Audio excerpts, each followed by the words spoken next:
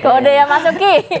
Ini kalau masyarakat kan menilainya PKS dan PSI ini sulit disatukan karena ideologi berbeda, kulturnya beda dan lain sebagainya. Sempat gontok-gontokan, sindir-sindiran begitu ya di ruang publik. Tapi kemarin kok adem aja terlihatnya begitu ya, walaupun pertemuan tertutup kita nggak tahu apa pembahasannya begitu kemarin. Boleh di-spill mungkin Mas Uki? Ya, jadi ini sebetulnya adalah sebuah presiden bagus ya yang terjadi di dunia politik Indonesia bahwa PSI dan PKS ya dua partai politik yang sudah lama terkenal berbeda value politik ya, artinya nilai-nilai yang diperjuangkan itu dapat dikatakan cukup berbeda. Kemarin bisa duduk bareng, kemarin bisa beramah tamah, ya kemarin bisa saling puji memuji, bahkan saling bercanda seolah tidak ada sekat di antara kami gitu. Jadi ini merupakan sebuah message kepada publik bahwa politik itu tidak boleh saling baper-baperan, politik itu tidak boleh saling bermusuhan ya di luar konteks pilkada misalnya seperti itu ya. Nah, kalau misalnya kita masuk ke dalam konteks pilkada, ketika kita berbicara soal berkoalisi antara PSI dengan PKS, tentunya ini adalah sesuatu yang masih sangat-sangat masih sangat-sangat mentah untuk kita simpulkan apapun gitu ya. Jadi memang betul bahwa PKS dalam hal ini mengajak kami untuk bergabung bersama PKS untuk mendukung Pak Anies dengan Pak Sohibul Iman ya, aman ya. Cuman kemudian dari PSI sendiri, PSI menganggap bahwa PKS dengan 18 kursi di DPRD ya pemenang, apalagi di situ terjadi katakanlah lonjakan kursi lah di PKS yang dipimpin oleh Pak Saiku, maka PSI menganggap bahwa Pak Saiku ini sangat layak, bahkan lebih dari layak untuk maju, bukan mendampingi siapapun, tapi layaknya justru didampingi gitu ya untuk menjadi gubernur Jakarta. Jadi ini semuanya adalah sebuah gestur persahabatan lah ya di luar konteks persaingan politik, karena kan PSI dengan PKS ini di luaran itu sering berdebat ya soal ya banyak hal lah ya. Anda kan ketemu langsung sama sekjen PKS tuh, Ustadz Habib Abu. Baik-baik saja. Iya, saya dengan Mas Piping misalnya itu sering banget berdebat di depan publik ya. Saya dengan Bang Iqbal ya, Mas Piping bahkan semenjak masih ada Samara di PSI juga sering paling ya. Dan di luar itu semua ya, di luar itu ya gitu deh. Karena politik itu politik guyup gitu. Ya Mas Piping. Oke. Oke nih Bang Pangi nih kira-kira ngelihat ini apa sih, ada simbol sinyal atau hanya pertemuan biasa gitu?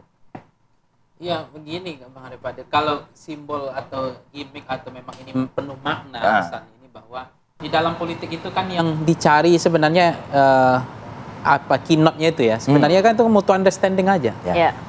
Titik persamaan kepentingannya di mana dulu gitu. Jadi ini kan titik persamaan kepentingannya adalah bagaimana perahu ini berlayar. Kemudian soal yang kedua adalah bagaimana cara memenangkannya. Nah untuk ini misalnya PKS hari ini ada kemungkinan kan masih deadlock juga di DKI. Kalau misalnya PKS kekurangan masih 4 kursi kalau nggak salah dari 18 ke 22 kursi kan. Nah kalau misalnya dengan partai lain terkunci tentu dia harus membuka ruang gitu.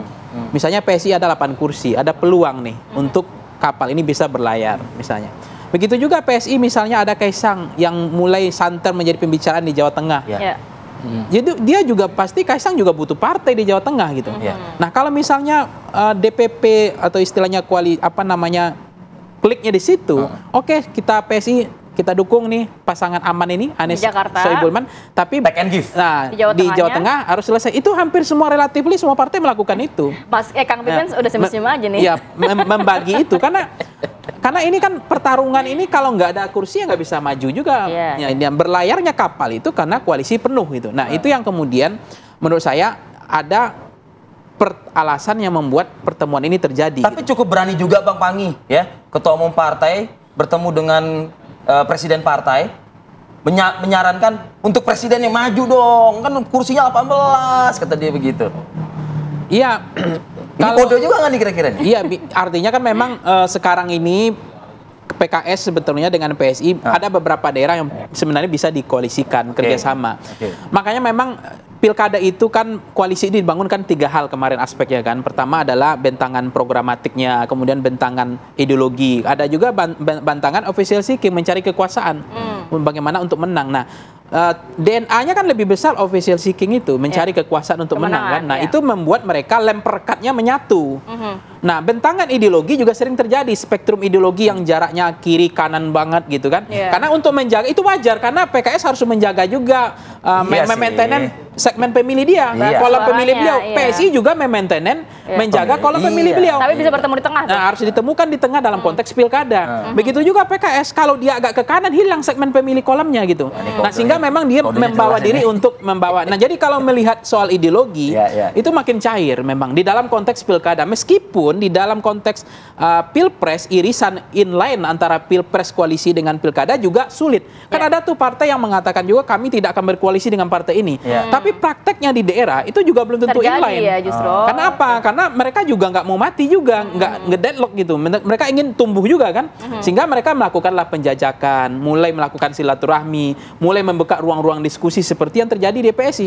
Nah, kalau PSI ngotot dengan ideologi itu, PKS juga ngotot dengan ideologi itu, risikonya adalah banyak yang mereka kartunya mati di daerah, nggak bisa berkoalisi gitu. Nah, kecuali memang masih ada ruang dengan partai-partai lain. Nah, partai-partai lain kan juga sudah membangun koalisi panjang. Meskipun ada landasan elektabilitas hasil survei. Ada juga alasan karena memang persamaan kursi yang cukup bertemu gitu. Sehingga memang DPP kadang-kadang membagi-bagi itu. Jadi daerah ini bagaimana kita koalisikan aja.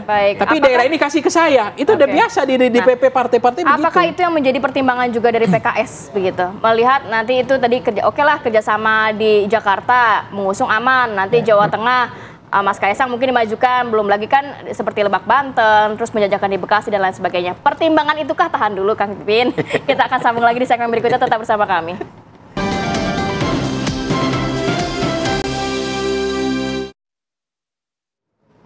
Kita lanjutkan perbincangan. Kang Pipin melanjutkan pertanyaan tadi. Pertimbangan-pertimbangan PKS sendiri akhirnya juga bertemu dengan PSI. Bahkan ada kerjasama di Lebak Banten, penjajakan di Bekasi, dan rencananya tadi kalau kata Mas Ipang, bahwa okelah di Jakarta aman maju, nanti di Jawa Tengah PKS mendorong Kaisang yang maju. Ya, pertama kita memandang bahwa pilkada itu sebagai relaksasi politik dari ketegangan pilpres. Itu poin penting ya, bahwa kita misalnya bisa berbeda di pusat, tetapi di daerah bisa saling silaturahim, bisa saling bekerja sama. Dan kita tunjukkan itu ke semua partai politik. Sebelumnya kami menerima Perindo, kemarin kami menerima PSI gitu ya. Dan sebelumnya kita juga keliling ke Nasdem, ke PKB ya, dan ke partai-partai yang lain, termasuk ke PDIP gitu. Jadi bagi kami ya pilkada ini momen untuk membangun silaturahim itu, bahwa sebagai partai Islam, silaturahim itu keutamaannya sangat besar. Dan ketika kami ada peluang bahwa siapapun, dan PKS tidak pernah menutup diri dengan siapapun, itu yang paling